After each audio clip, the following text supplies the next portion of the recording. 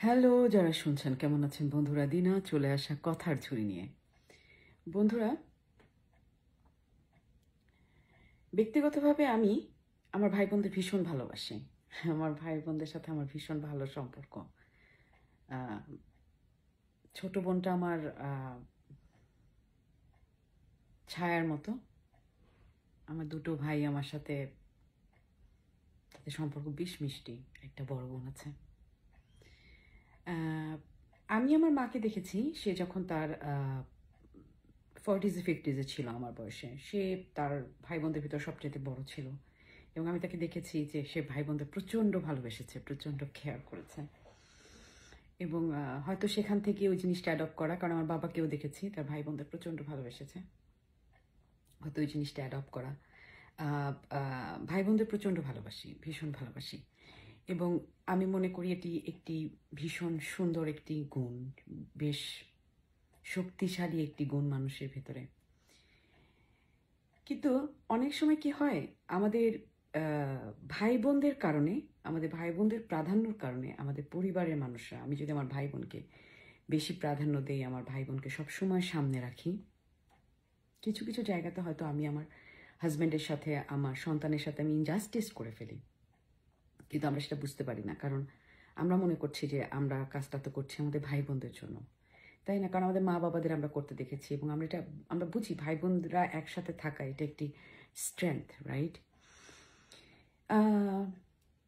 যেসব মানুষরা আজকে তাদের 70s আছেন, 80s আছেন, আমি সেই মানুষদের প্রশ্ন করছি, আপনাদের ভাই বোনরা আপনাদের কতটুকু সেবা করছে? আপনাদের ভাই বোনরা আপনাদের কতটুকু সময় দিচ্ছে? আপনাদের ভাই বোনরা কতটুকু আপনাদের দায়িত্ব নিচ্ছে? তখন সেই দায়িত্বটা কিন্তু সন্তানদের। আমাদের সন্তানরা আমাদের কাছে যতখানি প্রিয়, ততখানি প্রিয় হওয়া কখনোই কারো পক্ষে সম্ভব নয়। বা আমার ভাইয়ের সন্তানের সাথে আমার ভাইয়ের যে সম্পর্ক, সেটা কখনই আমার সাথে আমার ভাইয়ের সম্পর্কের চেয়ে দুর্বল নয়। ওটা তার বাবা, সে আমার ভাই হতে পারে। বাবার সন্তানের যে ভালোবাসা, সেই ভালোবাসাটাকে, বা মা সন্তানের যে ভালোবাসা, সেই ভালোবাসাটাকে আমরা এক্সটেন্ডেড পরিবাররা কখনো চ্যালেঞ্জের ভেতরে না রাখি। এটা দিয়ে আমি এমন বোঝাচ্ছি, আমার ভাইয়ের সন্তান যদি আর্লি অ্যাডাল্টহুডে হয়, তার সাথে আমার ভাইয়ের কোনো প্রবলেম হতে পারে, যে কোনো একটা ক্ল্যাশ হতে পারে। সেটা যখন আমরা জানবো, অবশ্যই আমাদের খারাপ লাগবে, কারণ আমার ভাইয়ের সাথে আমার ভাস্তার ক্ল্যাশটা আমার খারাপ লাগতে পারে, রাইট? কিন্তু আমার ওই মুহূর্তে আমার ভাইকে উস্কানিমূলক কথা বা তাদের সম্পর্কটা যেন ক্র্যাক হয়ে যায় তেমন যে কাজগুলো করা, এগুলো এক্সটেন্ডেড পরিবারের মানুষরা আমরা ভুল করি। আমি আমার ভাইকে ভালোবাসি, তার মানে এই নয় যে আমার ভাইকে আমি সারা জীবন টেক কেয়ার করতে পারবো। আমার ভাইয়ের সমস্ত অভাব, তার আত্মিক, শারীরিক, তার সোল, এগুলোর ফুড আমরা তাকে দিতে পারবো। এটা দেওয়ার ক্ষমতা শুধু তার সন্তানের রয়েছে। কারণ আমরা আমাদের 40s-এ, 50s-এ, 60s-এ এসে যদি দেখি, আমরা কিন্তু ভেরি ডেডিকেটেড আমাদের মা বাবার প্রতি। আমার মা, তার বোনেরা তার খবর নিতে পারে, তার বোনেরা তার খবরাখবর নিচ্ছে, কেমন আছে সে জানছে, তার একটা যোগাযোগ আছে। কিন্তু আমার মায়ের সুখ শান্তি, আমার মায়ের স্থিরতা আমাদের ভাই বোনদের রেসপন্সিবিলিটি। তো আমরা কখনো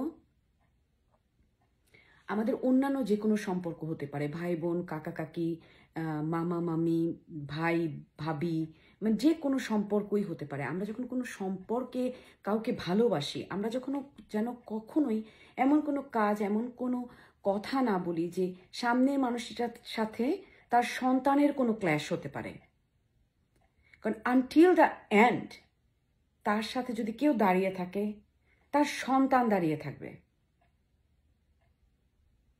সে যদি তার সন্তানকে সঠিক ভালোবাসা, সঠিক সময়, সঠিক যা প্রয়োজন ওই বাচ্চাটিকে তা দিতে পারে, এই সন্তানটি আমার ভাইয়ের সাথে, আমার বোনের সাথে, আমার মামার সাথে, আমার কাকার সাথে, আমার কাকির সাথে, মানে ফুফুর সাথে আমরা যে রিলেশনশিপে যাই, এই সন্তানটিই থাকবে।